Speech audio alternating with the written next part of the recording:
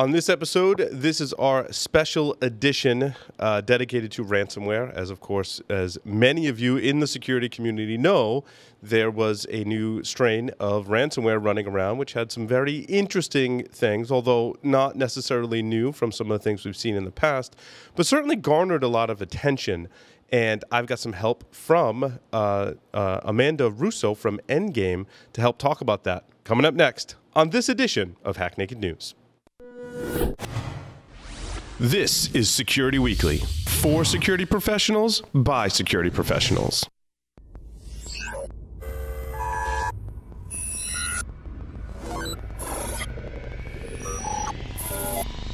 Broadcasting live from G-Unit Studios in Rhode Island, it's the show that brings you the security news each week. And despite popular belief, we do wear pants. It's Hack Naked News.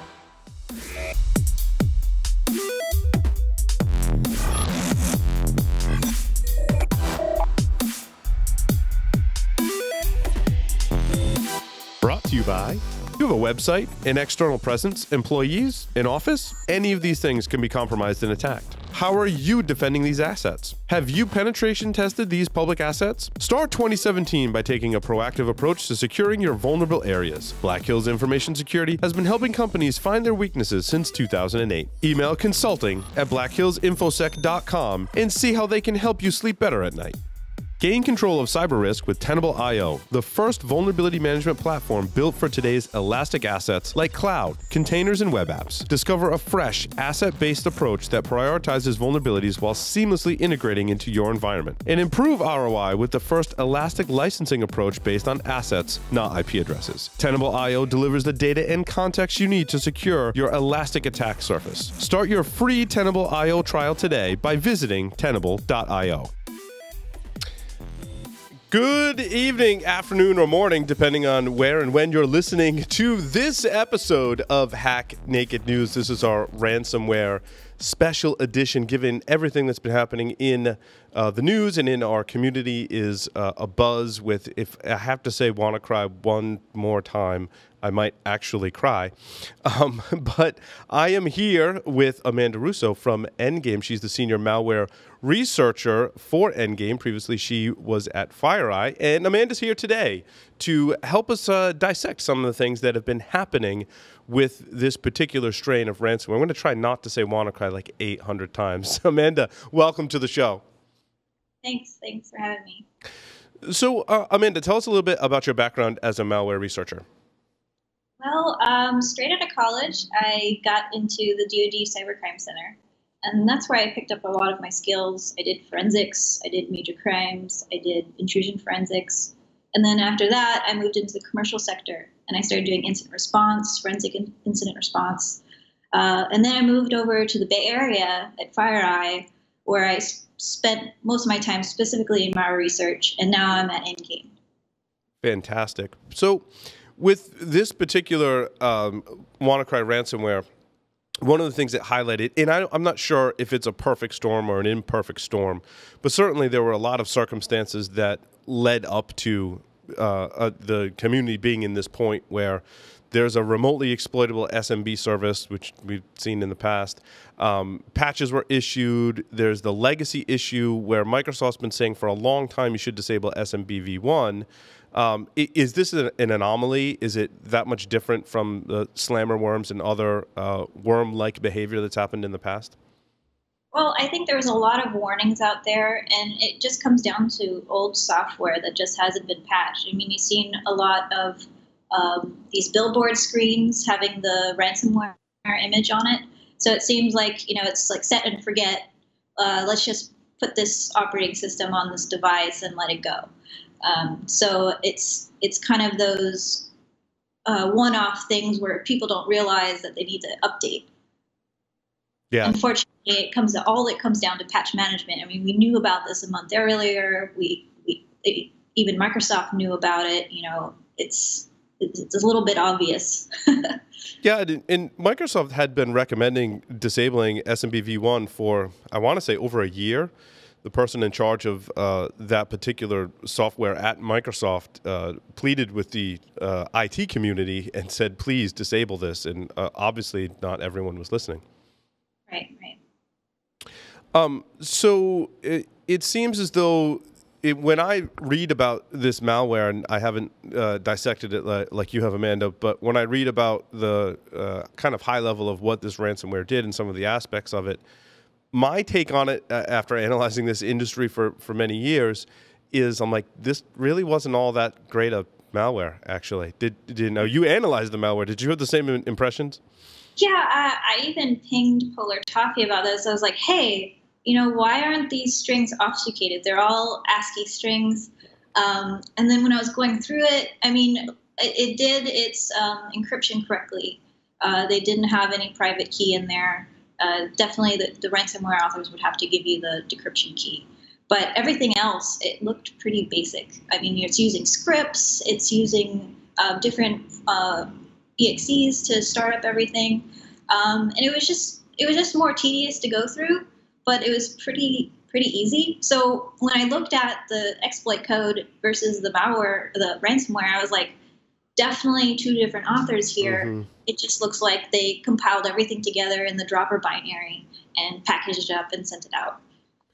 So it just looked like they bought different pieces and slammed it together.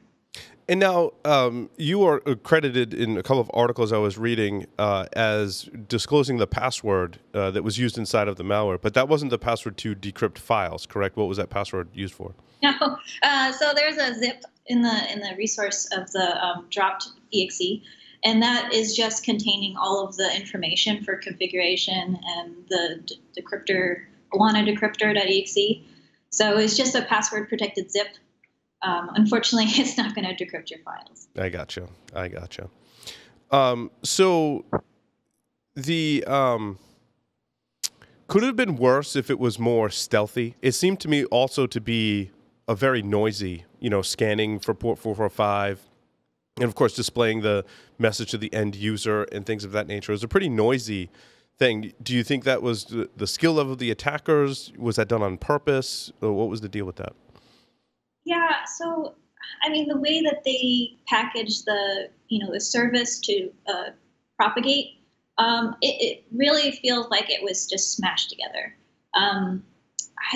I don't think they understood stealthiness to begin with because of their ransomware was very open. Normally I see from more skilled malware authors, they'll do anti-VM techniques, they'll do anti-analysis, anti-debugging, and I didn't really see any of that in there. So I don't think they were going for that. I think it was more of a shock and awe. And if they're going out there for money, maybe they don't really care about that. Another speculation or conspiracy is that the double pulsar payload is supposed to be a backdoor, right? Maybe is it setting the stage for something else? That's all speculation, though. Right. Yeah. I mean, the fact that they weren't. So you didn't find any evasion techniques? Like, did it check it to see if it was inside of a VM or not? No, not really. Interesting. So your gauge on the authors, on their intent, perhaps, was it just to make a splash? Was it just for bragging rights, or was it to garner attention, or what was the? Well, most ransomware, when they deliver it, they're just looking to make a buck. So you'll see them spin up different versions of ransomware with different catchy ransom pages. So it really looks like part of it was to gain money, but it could be something underneath. I don't know. Can you just talk about the kill switch for a bit? Because that was the part where I read where I was like, wow, that was really dumb on the attacker's part to put that in there. Yeah. So right as the dropper initializes or executes, you can see it calling out to that URL. And then if it can't, get to it, it'll just fizzle out pretty much.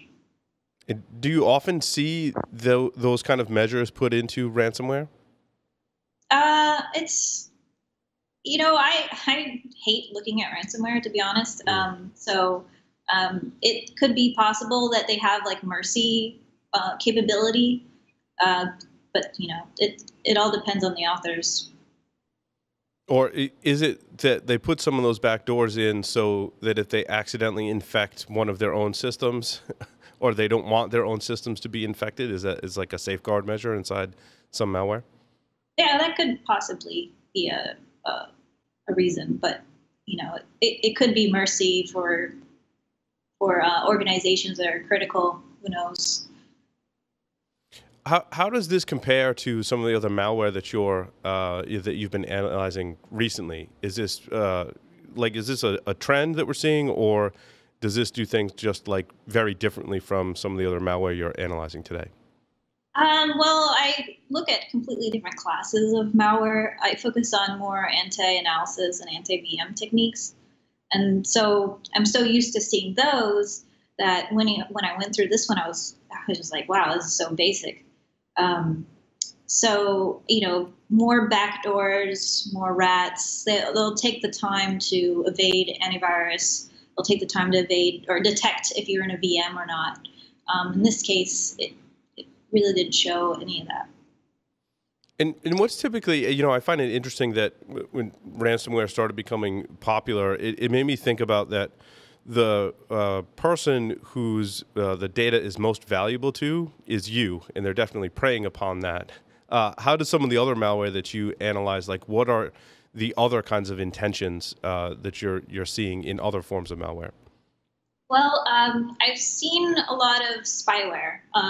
It's basically what it'll do is it'll scrape your clipboard for information like banking information or even your Bitcoin wallets. It'll take screenshots and it'll send that back out. These are the ones that are a little bit more sneaky, but definitely they try to hide their presence. That's the main difference between this and more stealthy malware. This was more shock and awe. I have a countdown for my ransomware page. It's not really hiding anything except for its encryption key or encryption algorithm. I mean, you saw that the DLL and the ransomware was loaded into the heap and ran that way without actually dropping it to disk. So I thought that was kind of interesting. But it seems like a package that they bought rather than them doing it themselves. Gotcha. But yeah, I was really surprised. Not a lot of stealthy. Yeah, it's like they just needed to be there long enough to get paid, and that's all they cared about.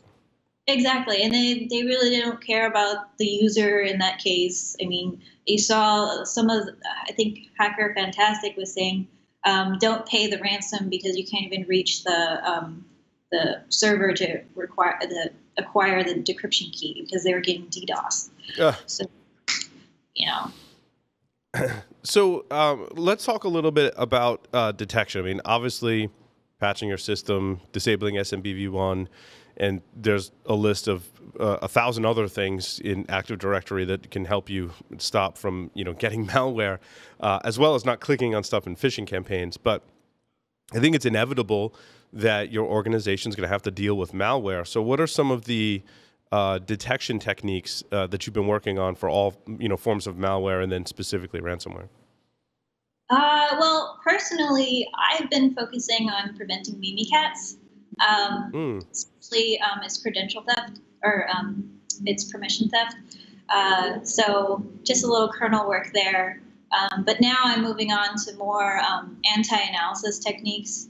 So it's basically trying to evade typical antivirus on the system, making sure that why is this malware not detonating, that kind of thing, because we don't want malware to hide against our AV, and that's the kind of trend that I'm seeing, that more and more they're getting more aware of AV, and even in some of the WikiLeaks, we saw that AV companies had DLL search order hijacking capability. So they're using the AV binary itself to help propagate their attack, which is pretty interesting. You're trying to guise yourself as a legit antivirus, even though just.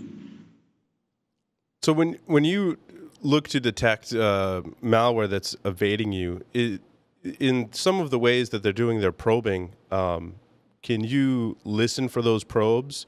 Like, I guess my question is, how often do other processes on the system probe for the presence of malware or look for the presence of anti-malware solutions or the presence of a VM? Like, how often does that occur?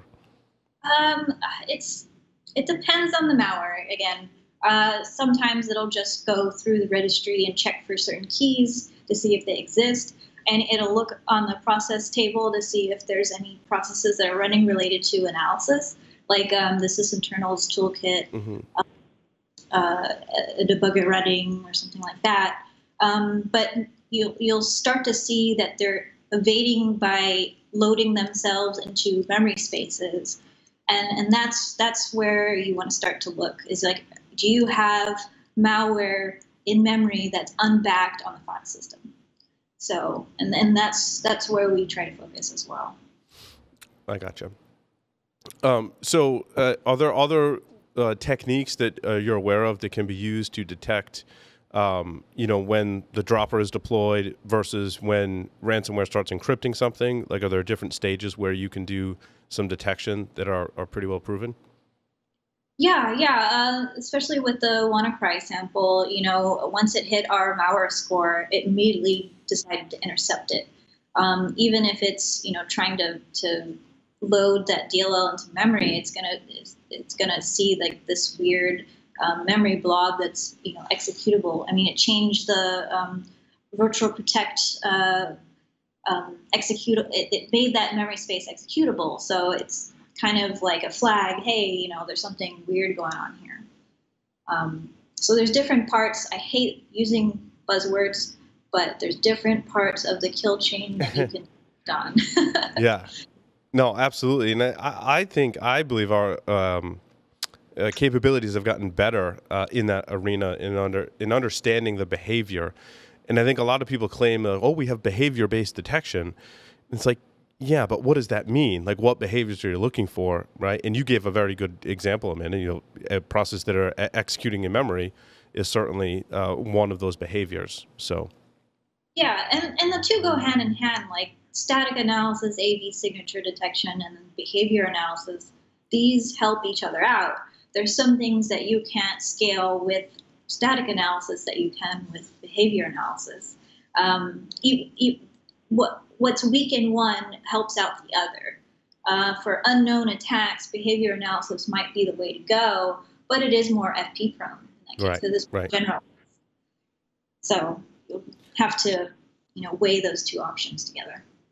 I want to go back to something you said earlier, Amanda, about doing some research on detecting the Mimikatz attack. I think that's very interesting in the context of our conversation, especially because this particular ransomware preyed upon, a weakness in Windows, not just a missing patch, but also the inherent insecurities in a protocol that's really hard to disable. Mimikatz is in that class of exposures that I have for Windows Active Directory. In that, yes, in your domain, you can go ahead and disable the caching of credentials. However, if an attacker gains admin level privileges, they can put it back, making detection for that vulnerability pretty critical, even if you've put the remediation in place. What can you tell us about detecting the Mimikatz vulnerability? It's not necessarily a vulnerability. What it does, yeah, sorry, it escalates its privileges in order to access LSAS. So I'm more concerned about the initial privilege escalation part to prevent any further scraping of permissions for propagating through the network. So that was my main focus there. But I can only talk so much on that because it's a little bit of secret sauce. Gotcha. No, but I think that's a valid approach because, like I said, organizations that do put it in place, which I don't. I'm not an AD admin, right? I don't think of the list of things you can do in Active Directory, it doesn't break as much stuff as, say, disabling SMV1 in your environment when you have XP that needs to access file shares. It's a pretty clear-cut case. Disabling the cached credentials, stored credentials, I think is much more feasible. However, it's one of those weird things that an attacker can re-enable with admin privileges. So searching for that escalation of admin privileges is awesome. And I bet you it is an indicator of a lot other kinds of attacks, correct? Right, right. Well, that's cool. It's breaking everything down to its most basic form, Minicat is very specific in what it's going after, but it's also applicable for other attacks that do the same thing. Awesome. Is there any other research that you're working on now that you're at liberty to discuss with our audience? I've been swamped with just reversing a bunch of anti-VM, anti-analysis stuff. So I'm just starting like a new path with that. But it just started. I'm always so busy, so there's things different directions I can go in. And with the WannaCry thing, I just got off the plane and then it was like, oh, I need to reverse this. Okay, whole weekend doing this. Well, fantastic. Well, Amanda, thank you very much for coming on Hack Naked News today. You can check out some of Amanda's posts on the Endgame blog. Thanks again, Amanda. Thanks. IT Pro TV, an easy, entertaining approach to online IT training. Access over 2,000 hours of up-to-date, high-quality video content live and on demand for a free 7-day trial and 30% off the lifetime of your account. Visit itpro.tv/hacknaked and use the code HN30. Has your network been breached? Cybereason can help you answer this question. Cybereason products hunt for threats within your network and eliminate them in real time. To Cybereason, real time means within seconds. Founded by former military hackers who don't play by the rules, they've built this experience into their platform. Harness ingenuity and imagination, not just code, to defeat attackers. Cybereason. Disrupt the adversary and let the hunt begin. IT Pro TV's courses now include Apple Certified Support Professional, CompTIA Security Plus, and ITIL Planning Protection and Optimization. Premium annual memberships include all video content as well as access to virtual labs and Q&A forums.